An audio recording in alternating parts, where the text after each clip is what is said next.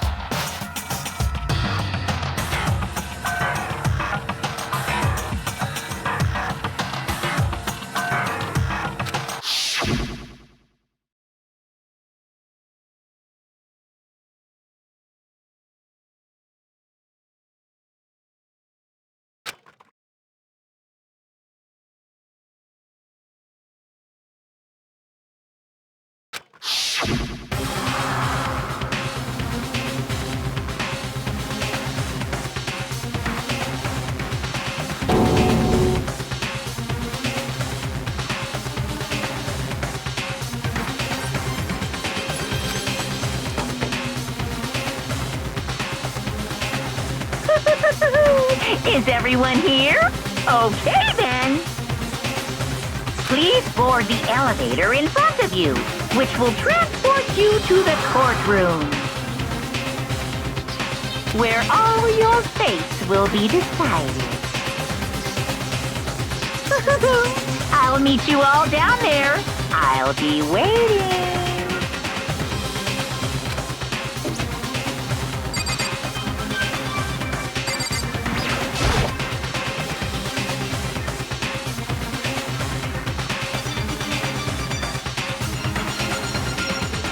Welcome.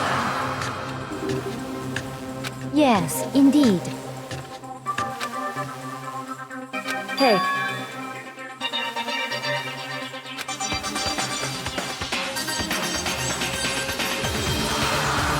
Makoto.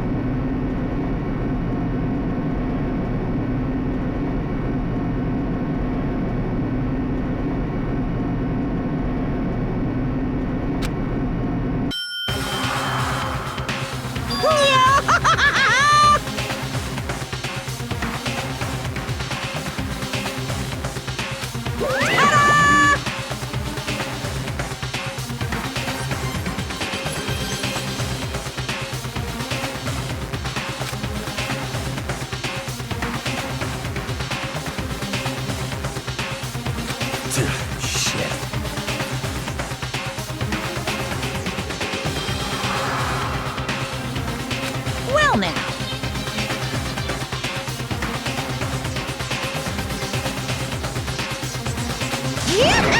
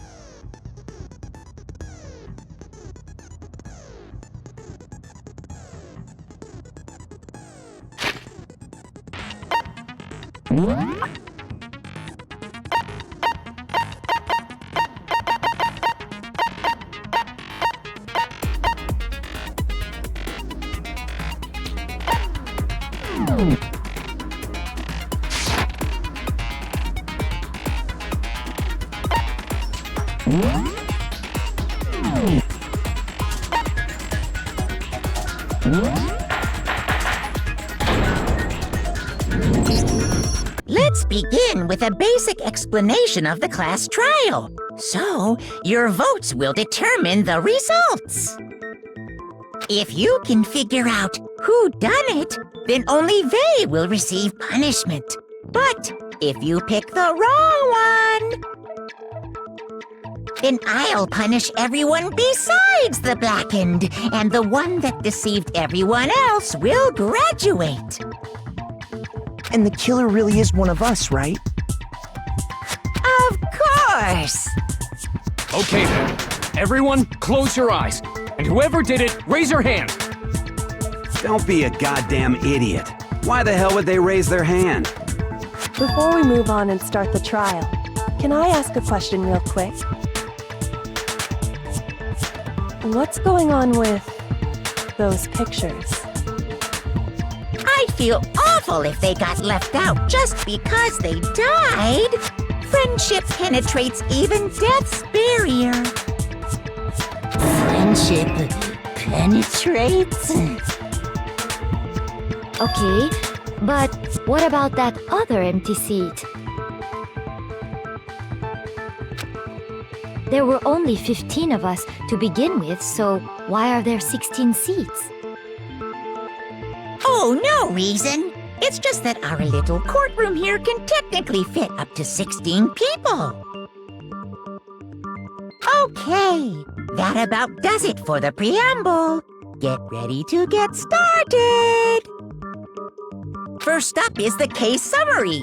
Now, let the class trial begin!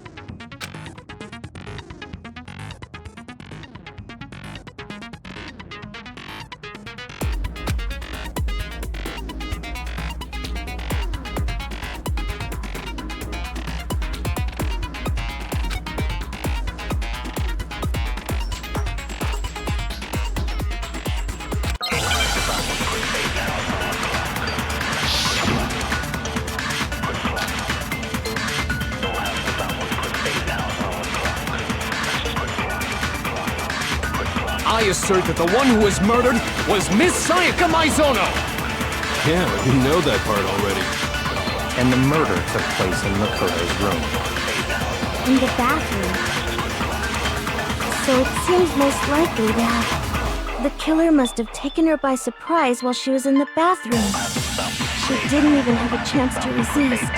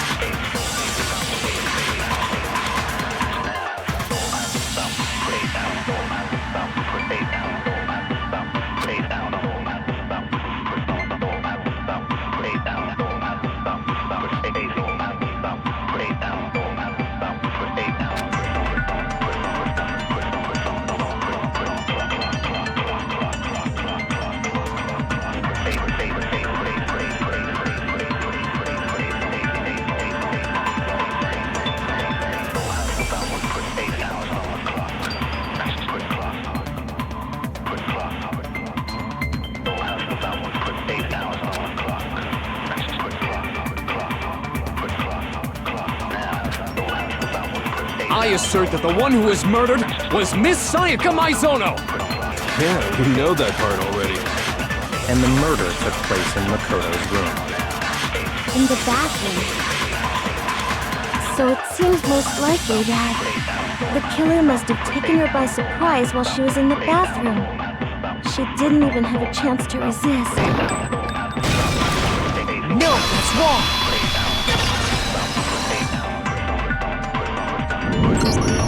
Just a second, Chihiro. Try to remember how my room looked. With the way things had been damaged, I think we can definitely assume there was a struggle. A struggle? Between who and who? Between Sayaka and the killer, of course. So you're saying Sayaka wasn't caught by surprise in the bathroom? She must have been attacked in the main room first. Then, she ran to the bathroom to try and hide. The killer followed her in, and that's where they finished the job. That much should have been obvious after taking one look at the scene. It shouldn't even need explaining. Sorry. Okay, so what's next? Next is the subject of the murder weapon. Wow, this is starting to sound like a real trial.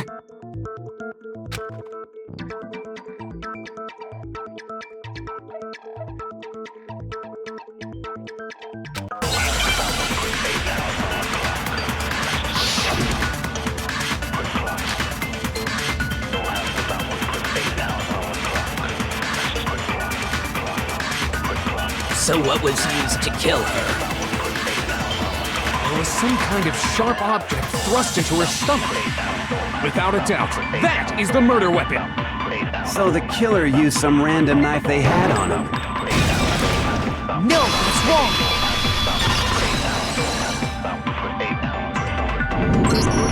No. I do think it was a knife, but not just any knife. I'm almost positive it was a kitchen knife. Huh? A kitchen knife? After the murder, we discovered that one of the knives from the kitchen was missing. Which means that knife must be the murder weapon. Oh, yeah. I guess that makes sense. You could sort of see the weapon sticking out of her stomach. And if you look real close, I could totally see that being a kitchen knife. Okay, so the murder weapon was a kitchen knife, but where does that get us? I mean, we all know Makoto killed her, right? That's right. Makoto's room was the scene of the crime. That more proof do you need? Hold on a second. Let's draw our conclusions after we've presented our arguments. Otherwise, what's the point of the trial? Well, we can talk all we want. It's not going to change that conclusion. I don't think that's true at all. I'm sure if we keep at it, something new will reveal itself. You really believe that?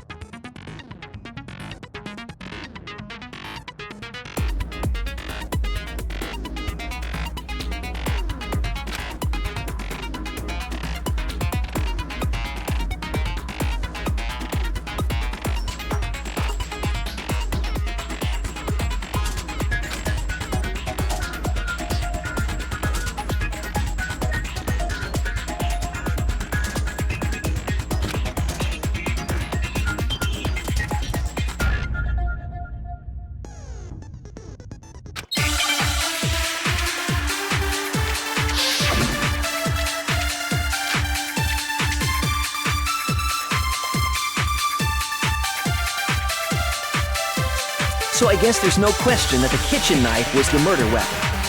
But where does that get us?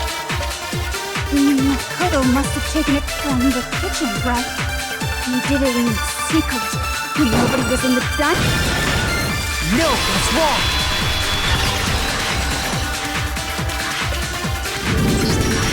Okay, wait. Hold on. I didn't take the knife from the kitchen. Next, you're gonna say you're not the killer, right? Go ahead and say it all you want. Well, what if I have a witness? What do you think, Hina? Huh? Remember what you were telling me earlier?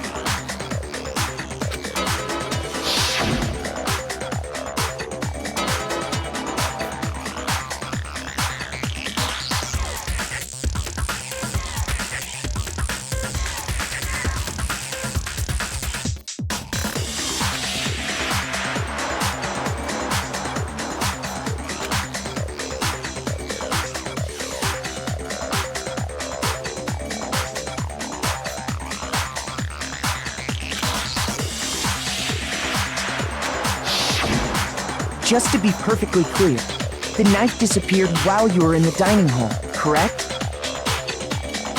Yeah, that's right. And at any point while you were there, did you ever see me come into the dining hall? No, I don't think so. You don't think so? No, he definitely wasn't there. The knife disappeared while Hina was in the dining hall, but I wasn't there the entire time. In other words, there's no way I could have taken the knife. Okay, then what about this? What if the idiot swimmer girl and Makoto are in on it together, and lying to protect each other? Idiot swimmer girl? Oh, and more importantly, why would I get involved in something like that? Speaking of which, I'd like to ask the bear, if there is an accomplice, do they also become blackened? So you ask, and so I shall answer. Each murder is allowed to have an accomplice, but only the one who does the killing will get to graduate. So in other words, two people can work together, but one of them has no chance of profiting from it. Then there's no way anyone would work together, right?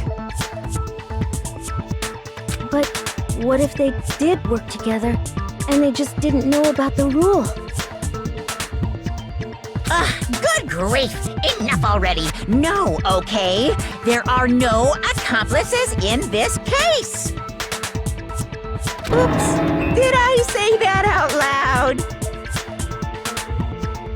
Anyway, I didn't go to the dining hall, and I didn't take the knife. So I'm not the killer. Okay, so then, who did take the knife? Hina seems the obvious candidate. After all, she just said she was in the dining hall. No way! I swear it wasn't me! Sure, but can you or anyone else prove that? I can. That's right! Sakura was with me the entire time I was drinking my tea. I hate to have to ask, but just to be sure, Sakura's... Me. Right. But then, couldn't either one of them have grabbed the knife? Actually, no. Because, well... Just spit it out already. I stayed in Hina's room last night. I got so scared thanks to those creepy videos. I wasn't really thinking, I just asked her to stay over. Which means we have airtight alibis. You stayed over? Doesn't that violate one of the school regulations? We're not allowed to sleep anywhere but the dorms, but it doesn't say we have to stay in our assigned room. So, I don't think that's a problem. It is a problem! A boy and a girl spending the night together? It's unwholesome! But I'm a girl. You are? Oh my gosh, I'm so sorry! But if it wasn't either of you, then what other possibility is there? Actually, there is one other possibility. Right, Hina? Oh, yeah, that's true! One other person did come to the dining hall while we were there. Why didn't you say so in the first place? Well, because they're not here anymore.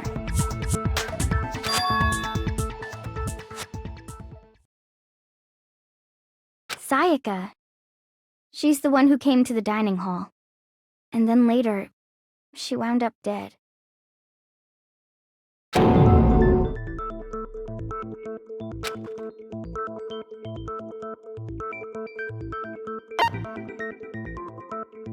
I got it! Then, Sayaka is the one who took the knife? That's the only possibility. And thinking back on it, she was acting kind of unusual. When she came into the dining hall, she didn't even look at us. She just went straight to the kitchen. As she left, she said she just wanted a drink of water. But most likely... And the person who took the knife was the victim herself! I'm sure she just took it for self-defense. So you're saying the knife she took was then taken from her, and she was killed with it? In that case, you may not have taken the knife, but you still could have killed her. What? See? He did do it after all! No, you're wrong!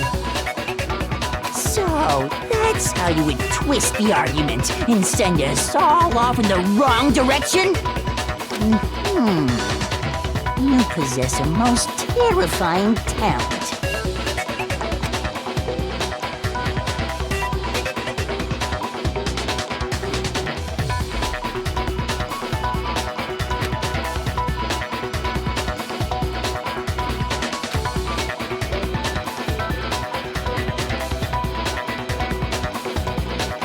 Hold on. It's still too early to decide conclusively that Makoto is the killer, wouldn't you say? Because you see, if the room did belong to the killer, then they did something most bewildering. And until we unravel that little mystery, you simply can't declare that he's the killer. Bewildering? What the hell are you talking about? Something was missing from the scene of the crime that by all rights should have been there. You know what I'm talking about, don't you?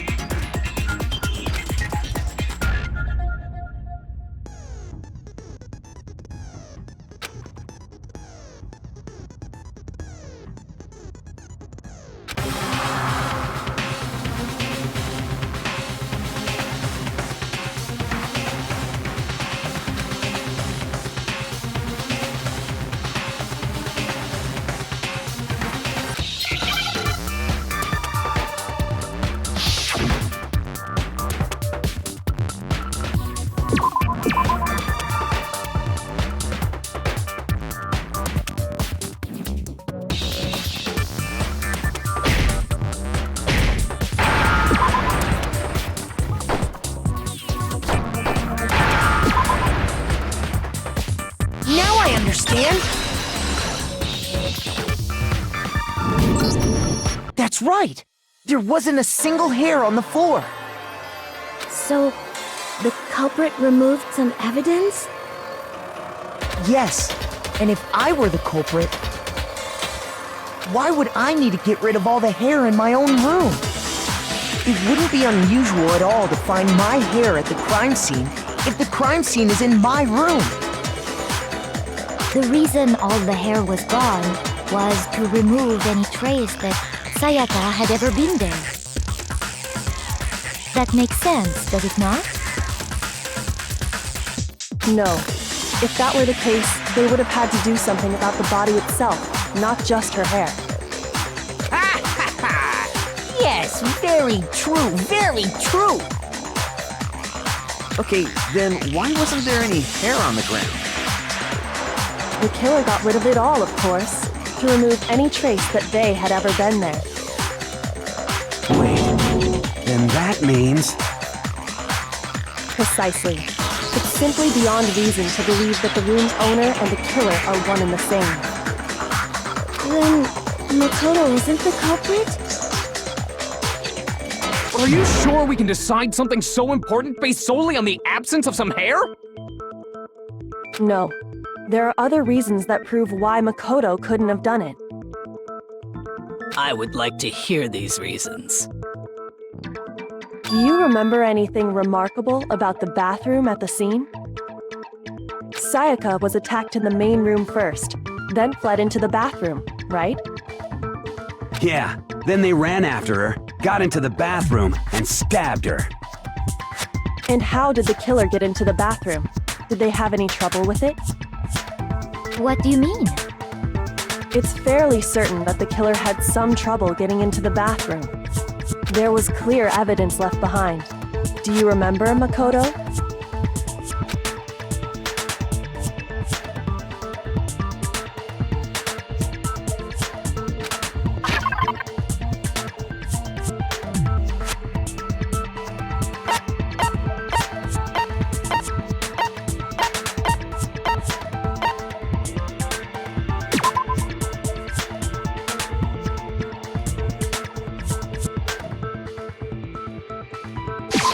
I got it! Evidence that the killer had trouble getting into the bathroom. You're talking about the doorknob, right? Huh? The doorknob? What doorknob? The doorknob for my bathroom. It was completely broken. See how the top part was unscrewed? And the doorknob's about ready to fall off? Oh, yeah, true. But what does it mean? In trying to bypass the lock, they ended up nearly removing the entire doorknob. This is another most bewildering act for the room's owner. It proves Makoto is beyond suspicion. So what? You're saying he wouldn't break the door in his own room? But if the only choice you have is to break it, you break it. There's nothing bewildering about it. You still don't see? Okay then. Let's take another look at how the incident unfolded. Hopefully that will help you understand.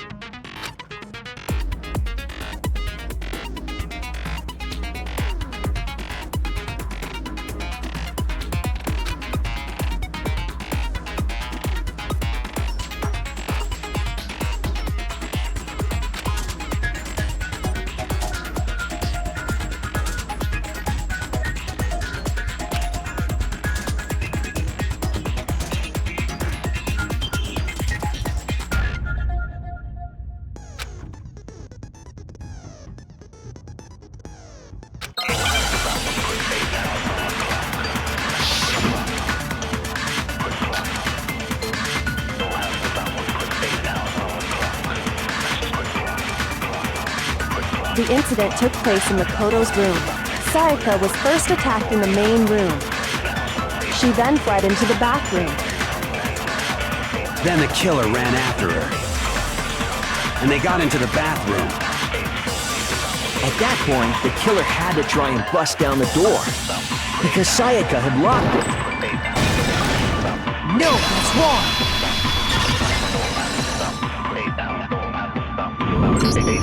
The reason my bathroom didn't open wasn't because it was locked.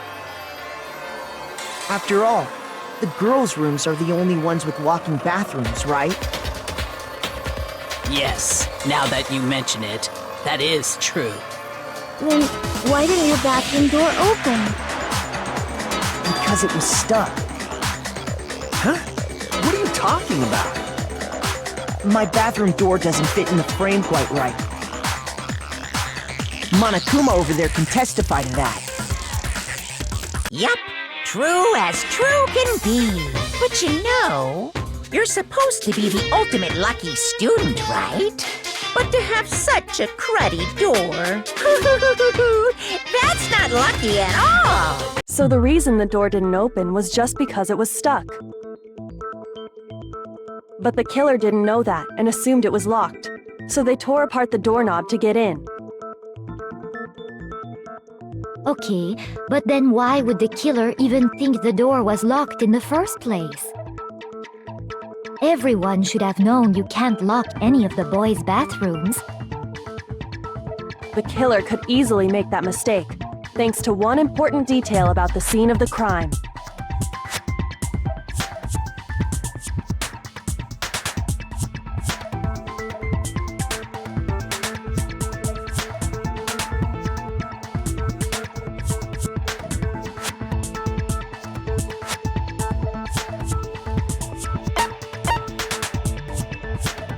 I got it! The killer must not have realized that it was my room. What? Are you saying the culprit didn't even know where he was? That's inconceivable! And yet, he's absolutely right. Say what? Well, to be more specific, what the killer didn't know was that Makoto and Sayaka had switched rooms. Which is what led to the misunderstanding about the bathroom. If Sayaka had been in her own room, then... then there would have been a lock on the door, and they would have had to break through. So they had no idea how unnecessary their actions were. Ultimately, we can't know if it came open by force or simply by accident. But the killer must have been considerably confused, with no idea how they actually got the door opened. Regardless, it was a pointless act. Wasting time trying to break down a door that wasn't locked is... Definitely something I wouldn't do, since I would have known exactly why it wasn't opening, right? That is a definite possibility. So the killer would have to be someone who didn't know they'd switched rooms? Then Makoto couldn't have done it.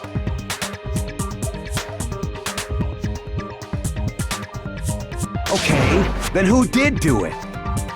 I'm sorry, but I give up! Quit without saving! But what happens if we can't decide on who we think did it? Well, why don't we just vote right now? Majority rules!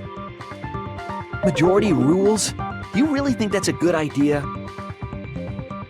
Yeah, our necks are on the line here. Someone seriously needs to do something. For serious. Does no one have any other thoughts or questions? It does not matter how trivial they may seem. Oh, as a matter of fact, I do have one question. Oh, you... You don't gotta sound so disappointed. It's fine, it's fine. Just ask your question. Oh yeah. Okay, so, well, I was just wondering, how did the culprit get into Makoto's room in the first place? Yes. How did the killer get inside? Maybe Sayaka just dropped the key somewhere and the culprit picked it up. That's possible, right? I don't think so. That seems way too convenient. Then... maybe someone picked the lock? Negative! If you remember, Monokuma made it quite clear that the locks are all unpickable. Fine. How about this? The killer got in the easy way. They could have knocked and said they wanted to talk or something, and Ms. Maizono just let him in. No, that can't be it either. Oh, trying to argue against me? Sounds like someone doesn't know his place. Hello? Why exactly can't that be it?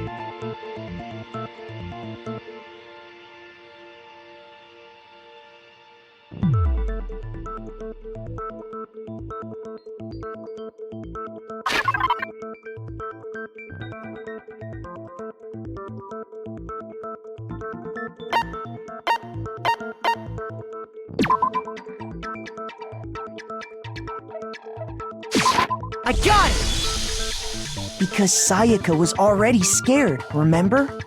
That's why she asked me to switch rooms in the first place.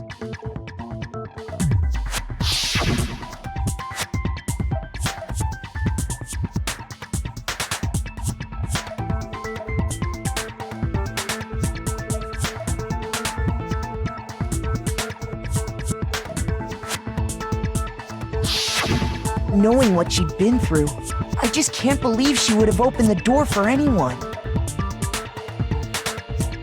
What if her being scared was a lie? Huh? Well, what the hell is that supposed to mean? Why would she lie about something like that? I know you don't want to consider it, but look at this and tell me. Can you still deny the possibility?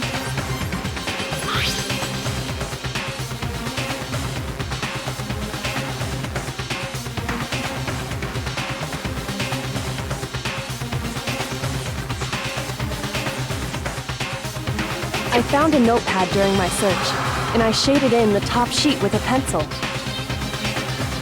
And these are the words that appeared. Oh man! I've totally seen people do that on detective shows. When you write, it can leave an imprint. Sketch over the next sheet of paper, and you can see the words. When I saw that, I was like, holy crap! I better make sure I rip the paper out before I use it from now on. It's a pretty old-fashioned technique, but even the classics can be surprisingly useful sometimes. Oh, and I should also mention, I found the notepad on the desk in Makoto's room. Huh? Which means only someone who had been in Makoto's room before the incident could have written it. Then either it was Makoto who lived there, or Sayaka who switched rooms for a single night. So, Makoto, did you write this? No, I didn't. But Of course you didn't, because the note also bears a perfectly legible signature. Sayaka's signature.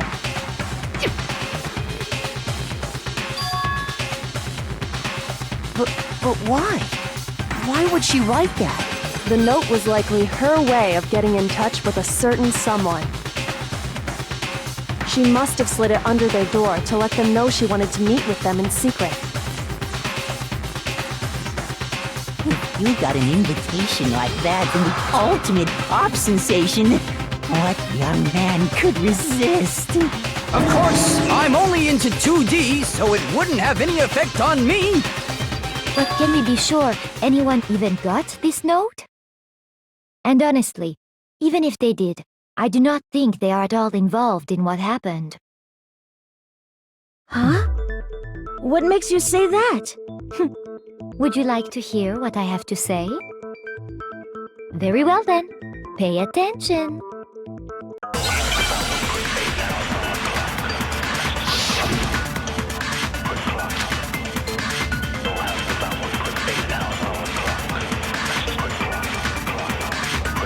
Sayaka and Makoto switched rooms, correct?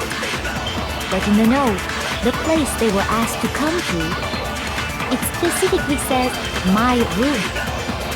I see. So if someone read that note, then they would have gone to Sayaka's room. Exactly. The room that Makoto was staying in. No, that's wrong!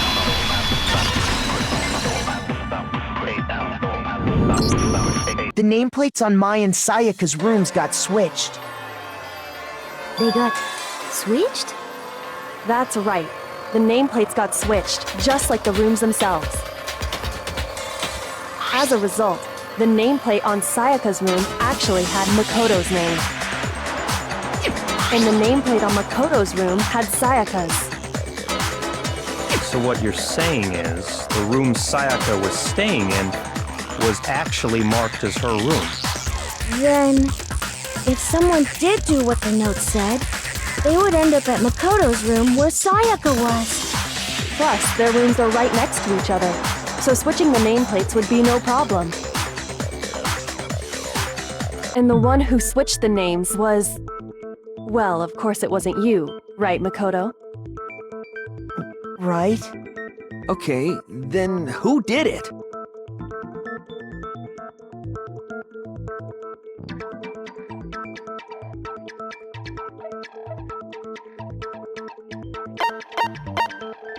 I got it! Me and Sayaka were the only ones who ever knew about us switching rooms. So the only other person besides me who would even know to switch the nameplates was Sayaka. You can also infer as much from her note.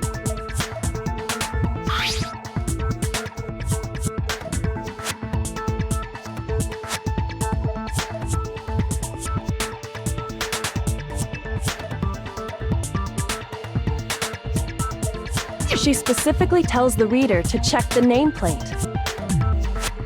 She would only have written that if she knew the nameplates had been switched. But why would she switch them in the first place? She wanted someone to come to the room she was in, and also hide the fact that it was Makoto's room. What? Inviting someone to your room, but not telling them you'd switched rooms. Why would anyone do that? To understand that, we first need to understand what happened after she invited the person into the room. That's where the answer lies.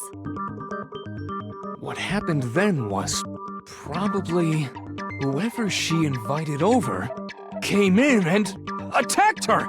We figured it out! We know who did it! Whoever she invited over is the culprit! But we still don't know who it is, you goddamn idiot! Sayaka fought with her killer there in the room, yes? Perhaps the answer to our previous question lies in that initial struggle. Yes, I think you're right. Then... we just have to figure out what happened during the fight, right? That reminds me. There was a replica sword at the murder scene. Was that perhaps used during the fight? Oh yeah. What's the deal with that sword? Sayaka suggested I should hold on to it. I thought it might come in handy if I had to defend myself. It seems pretty likely that the killer used it to break Sayaka's right wrist. How the hell could you possibly know that's what broke her wrist?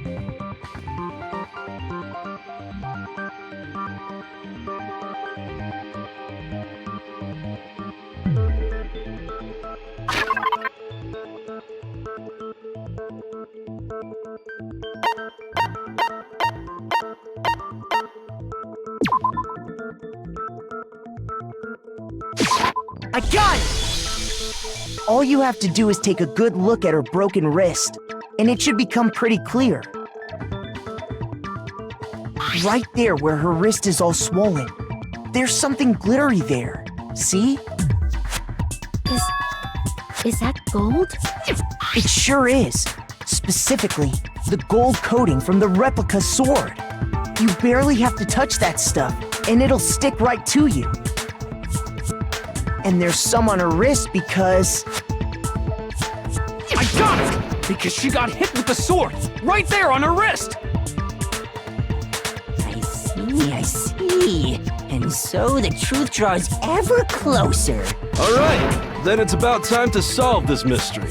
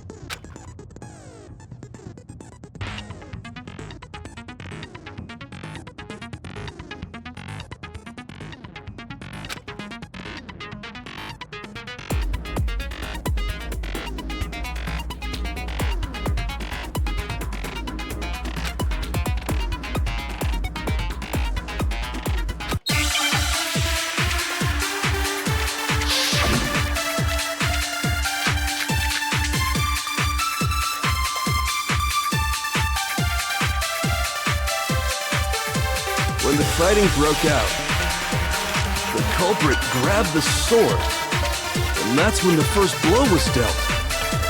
A sword-based sneak attack! No, that's wrong!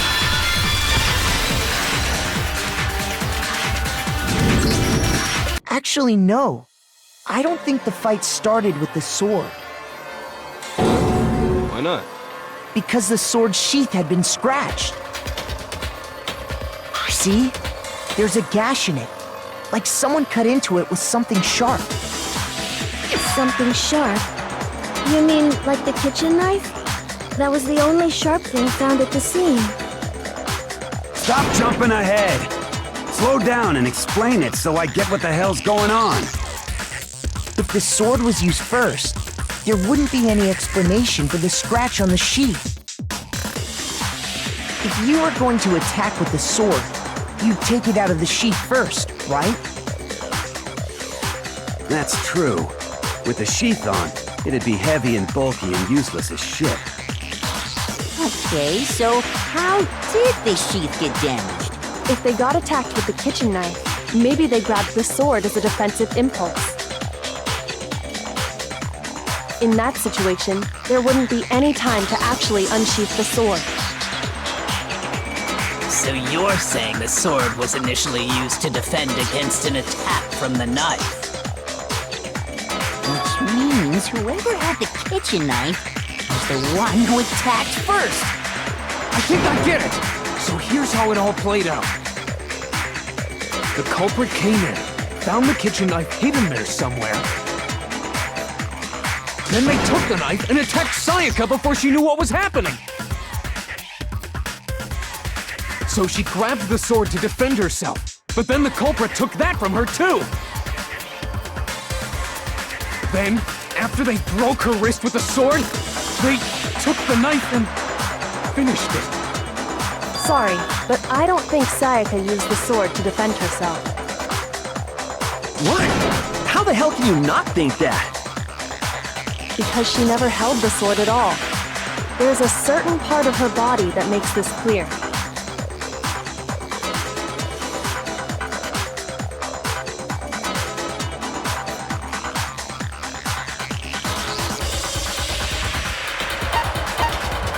I got it! You're talking about her palms, right?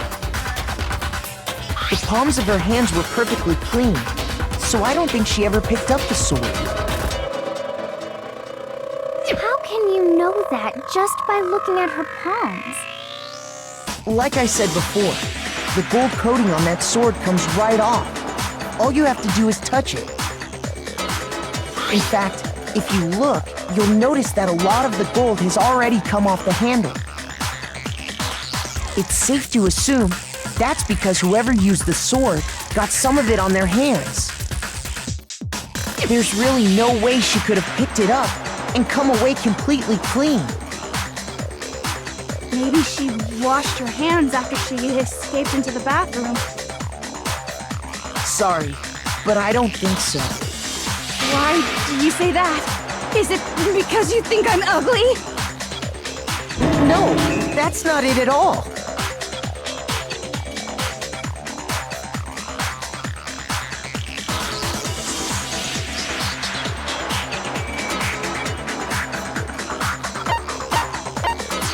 I got it! According to the Monokuma file, Sayaka's time of death was around 1:30 a.m. In other words, at nighttime. And the water in the bathroom shuts off at nighttime, right? Oh, I didn't know that. Actually, I haven't taken a shower here yet. Oh my. You're no different! You smell like a big fat ugly donkey! I'm not sure whether to take that as an insult or a compliment. Insult, obviously. So anyway, if Sayaka never touched the sword, then that means the killer is the only one who used the sword. But hold on. If that's right, then the one who damaged the sheath with the kitchen knife was...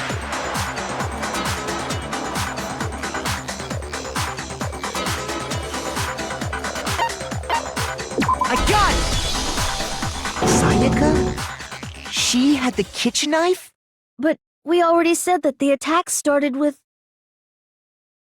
The person with the knife attacked first, and the sword was used as an impromptu defense.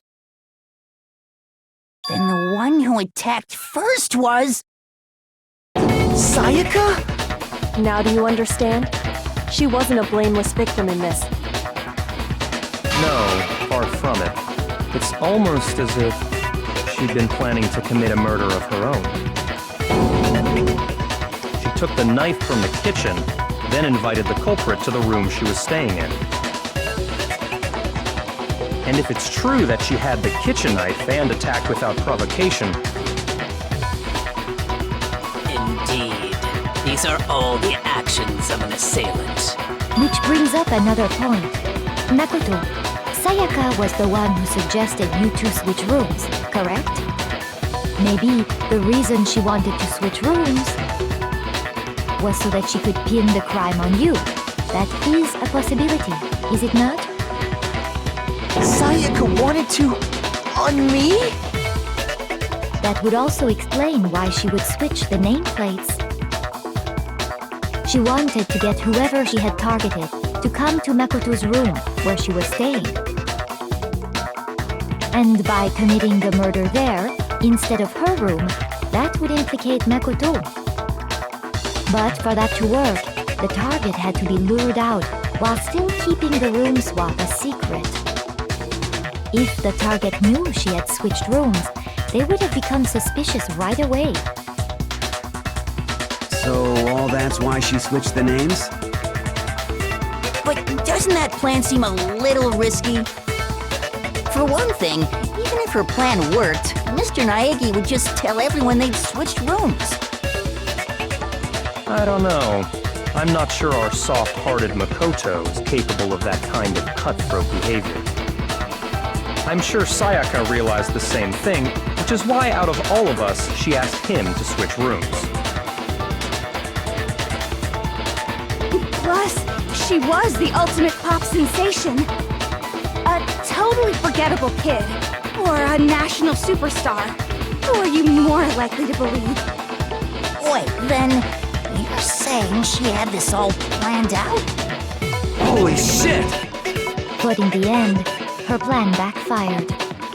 She launched her attack with the knife, then found herself under attack in turn.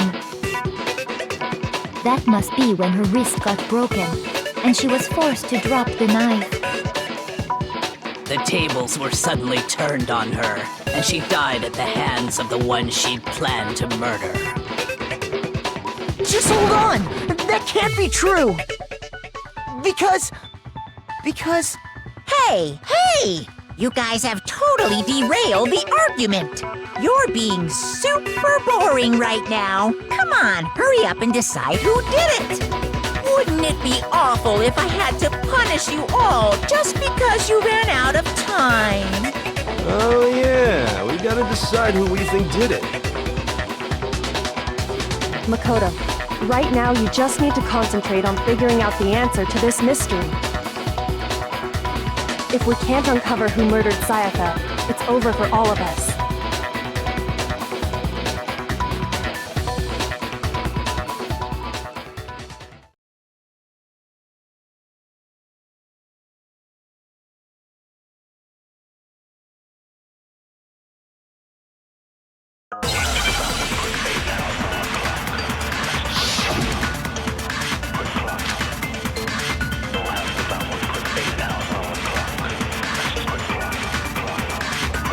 It's easy just to say, hey, decide who did it.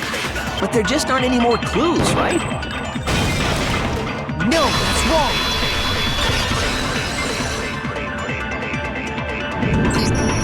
There still might be one clue left. Sayaka's dying message. Dining? Wait, what did you say? The dying message. She wrote something on the wall behind her, remember? 11037, written in her own blood. There must be a clue about the killer hidden in there. Well, before we get too far into that, I need to ask, can we really be sure that Sayaka is the one who wrote it?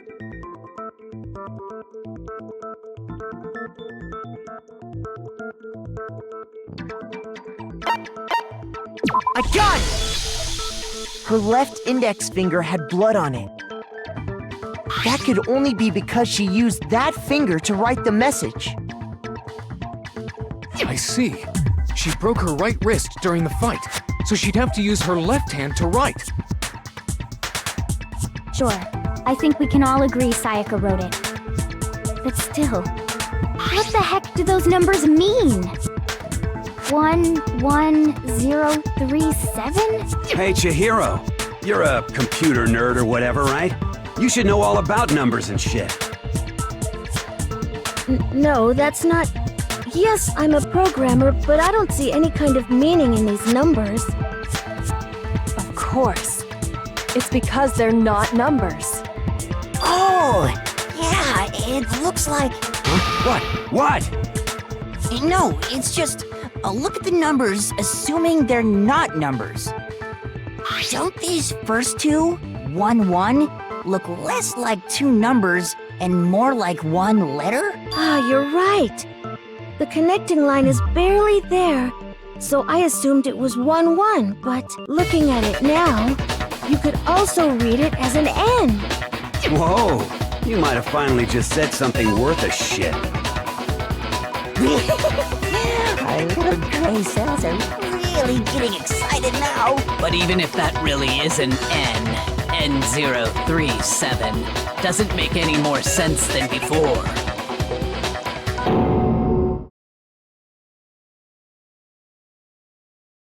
Rotate the image 180 degrees.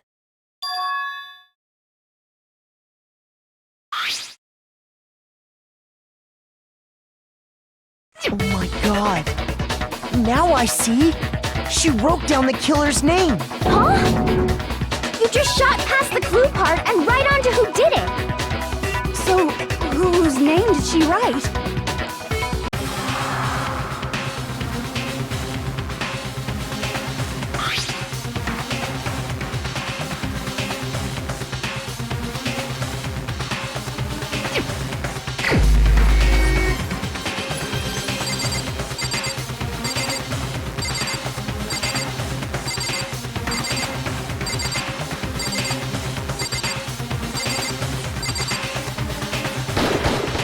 Here's my answer.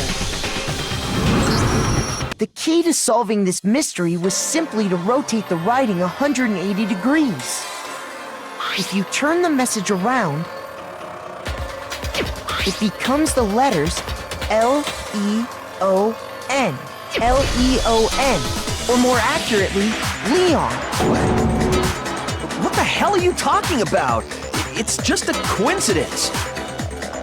It's just a bunch of random squiggles that happen to look like my name. No, it's not random at all.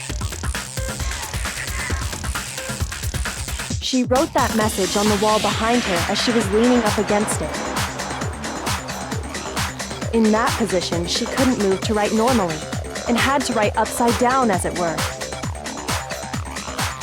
And as a result, when you look at it standing in front of her, it ends up getting flipped. Try it for yourself if you want.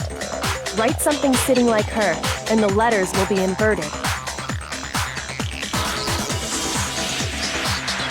That sounds like one hell of a stretch to me. I'm the killer? You can't just go and say shit like that. If you're not the killer, then why did you try to destroy the evidence? Huh? You know what I'm talking about, right, Makoto? The evidence Leon tried to get rid of?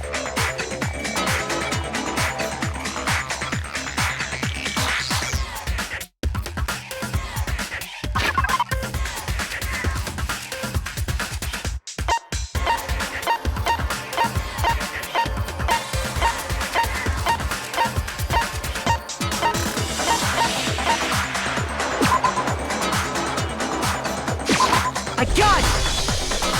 You mean the burnt shirt piece I found laying on the ground by the incinerator, right?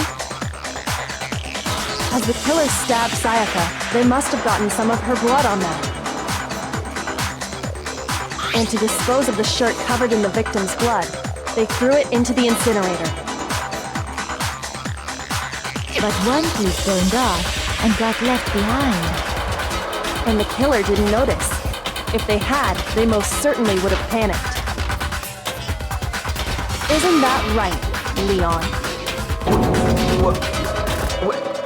But is one scrap of fabric enough to conclude that Leon is guilty?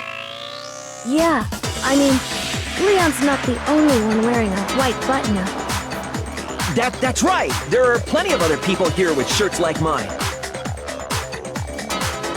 With just that one little charred piece, there's no way you can say for sure who it belongs to. You're right.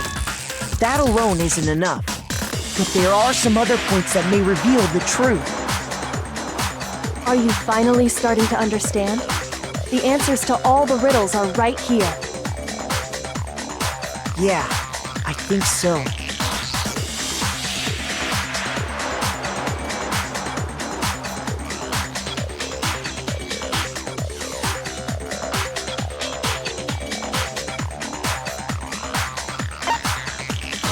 I got it! If we look closely at how the shirt was disposed of, we should be able to figure out who the killer is.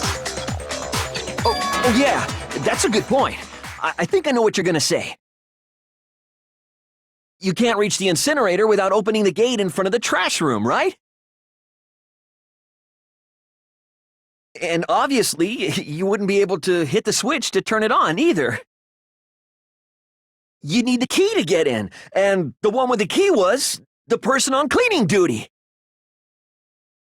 So the killer had to be whoever was in charge of taking care of the trash, right? Interesting.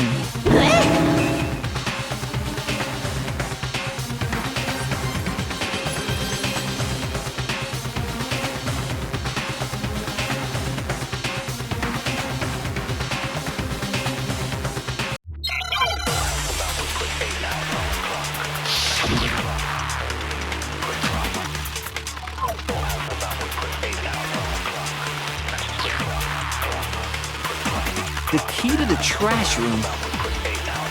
Whoever was on cleaning duty must have had it, right? So the only one who could get to the incinerator was the person in charge of the trash? And you'd have to get close to the incinerator in order to destroy it. No, that's wrong!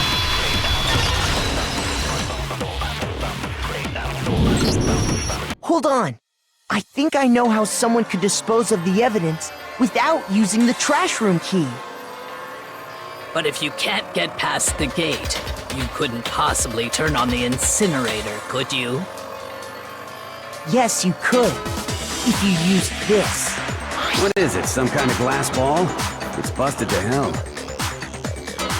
Actually, it was supposed to be a crystal ball, that's, But how would you use it?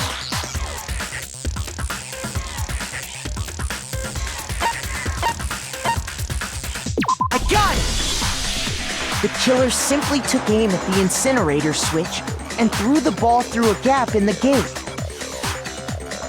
All they had to do was hit that switch, and the incinerator would come to life. Someone threw a gap in the gate? Remember what you said before, Hifumi?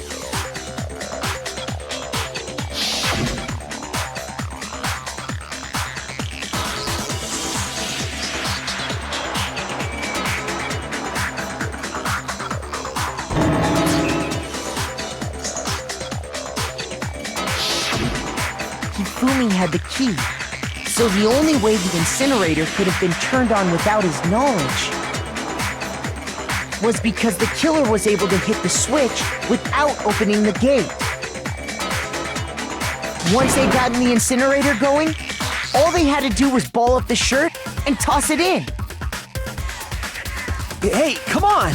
What the hell is this? All you have to do is look at the scene to know that the killer never actually went inside the trash room. The shards of broken glass, the incinerator left running, the piece of shirt that escaped the fire. If the killer had been on cleaning duty, the evidence would have been taken care of much more thoroughly. Wait, no, just hold on. But the distance from the gate to the incinerator has to be at least 30 feet, right? The pinpoint accuracy you'd need to throw a glass ball that far and hit something that small. Could someone really do that? That's right! There's no way! It'd be impossible! Difficult, absolutely. Impossible? I don't think so. Because the killer is...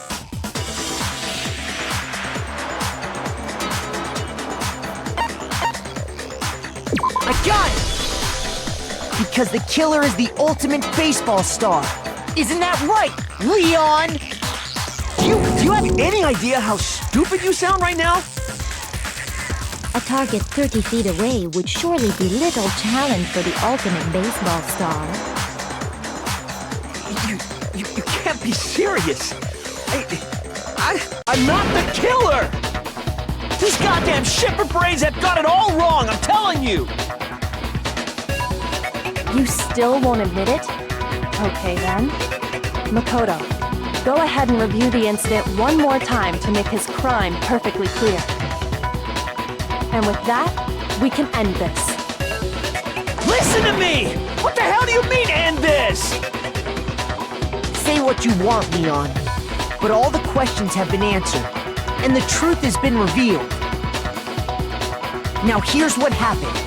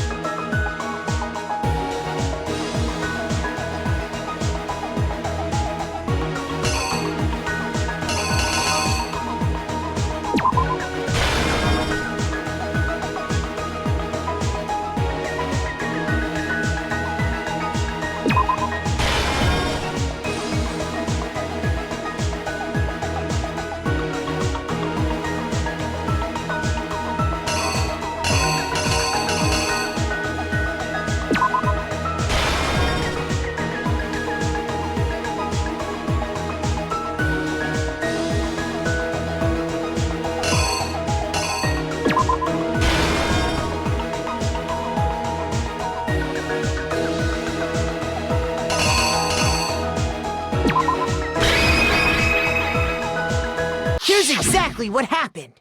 I think I'd better take one more look back at the case from the beginning.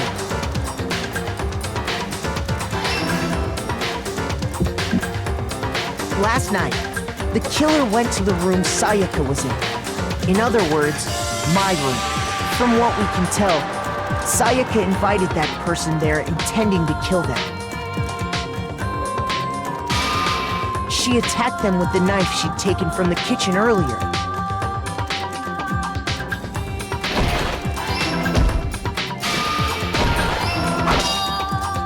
But then something happened that she wasn't prepared for. They grabbed the fake sword I put in my room and fought back. During the struggle, a strike from the sword broke Sayaka's right wrist. And that's when she lost her grip on the kitchen knife. Finding herself cornered, Sayaka panicked and ran into the bathroom. The killer went after her, but couldn't get the bathroom door open. What they didn't know was that my bathroom door got stuck easily, and there was a trick to opening it. Sayaka knew about that because I told her, but of course the killer had no way of knowing.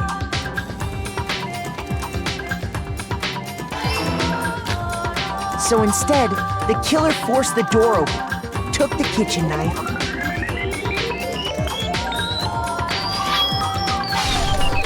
and stabbed Sayaka.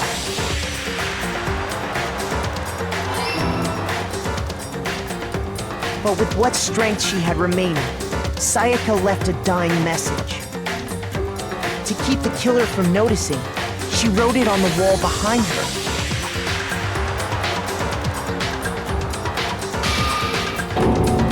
And with that, all her strength was gone. With Sayaka dead, the killer quickly began destroying the evidence. First, they took off their shirt, which was covered in their victim's blood.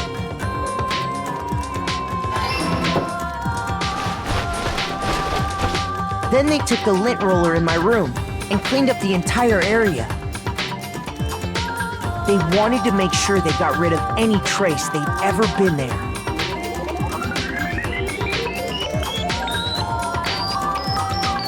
Afterwards, the killer headed to the trash room to destroy their bloody shirt.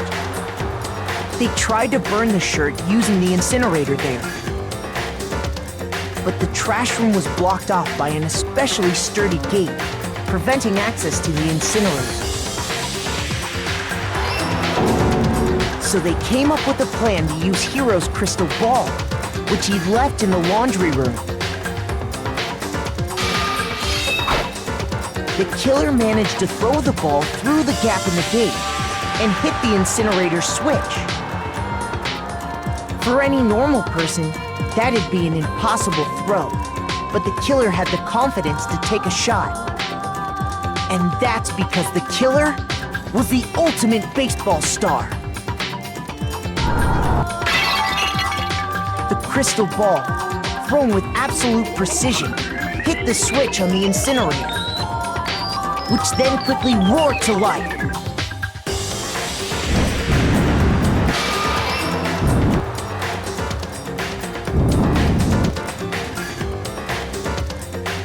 Having destroyed the final piece of evidence, they left the area with, I imagine, a sigh of relief. But there was one thing they missed.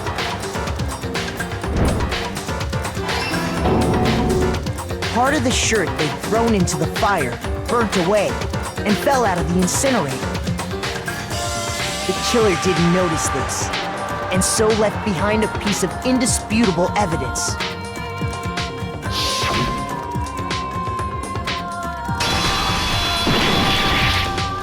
Isn't that right, Leon? It would appear that Hiro simply forgot his crystal ball in the laundry room. You went there to try and wash the blood out of your shirt, and that's where you saw it, right? Seeing the ball, you thought of a way to take care of everything. So, Leon, do you object to anything that's been said? Do I object? Hell yes, I object! Of course I do! I object! I mean, all of this is just a bunch of stupid theories! You need evidence! Where's the evidence? Without evidence, it's all bullshit! It's bullshit and I refuse to acknowledge it! Well then, I guess this is as good a time as any to present the evidence that proves you did it. Makoto, I believe you're in possession of that evidence.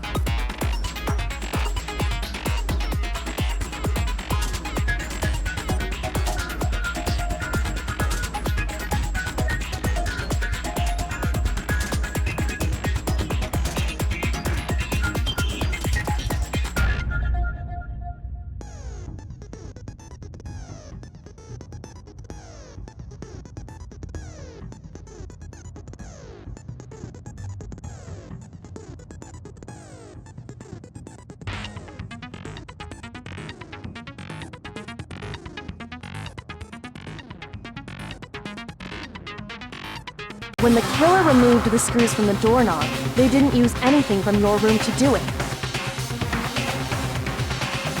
Instead, they must have used something that belonged to them.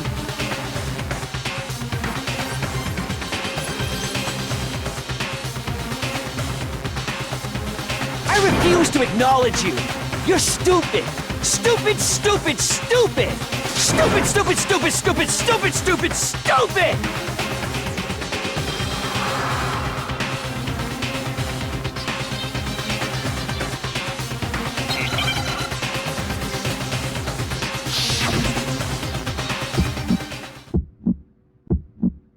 Where's your proof? You kidding me? Not a chance! It wasn't me! Stupid! You lie! Stop talking! Shut up! Where's your proof? You kidding me? Not a chance! You lie! Shut up! Where's your proof? You kidding me? Not a chance! It wasn't me! Stupid! You lie! Stop talking! Shut up! Where's your proof? You kidding me? Where's your proof? This should prove it.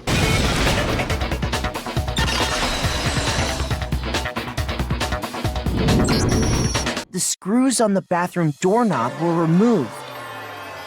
I wonder what kind of tool the killer used to remove them. I mean, It had to be a screwdriver, right? Oh yeah, I'm pretty sure the toolkits we got each had one inside. That must be what he used. There aren't any other tools anywhere. But the toolkit in my room had clearly never been used.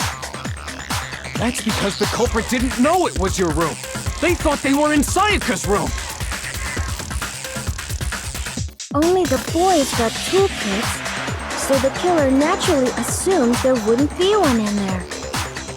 Okay, then whose toolkit did the killer use? Stupid, stupid, stupid! It had to be their very own toolkit.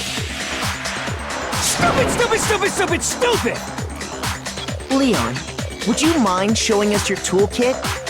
If I'm right about this, then the screwdriver will show some evidence of being used.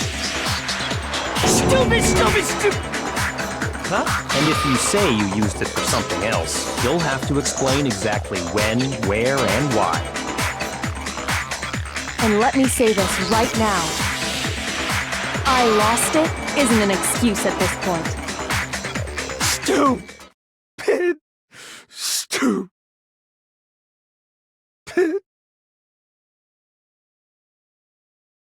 So, you have no rebuttal? Then it would seem we are finished here.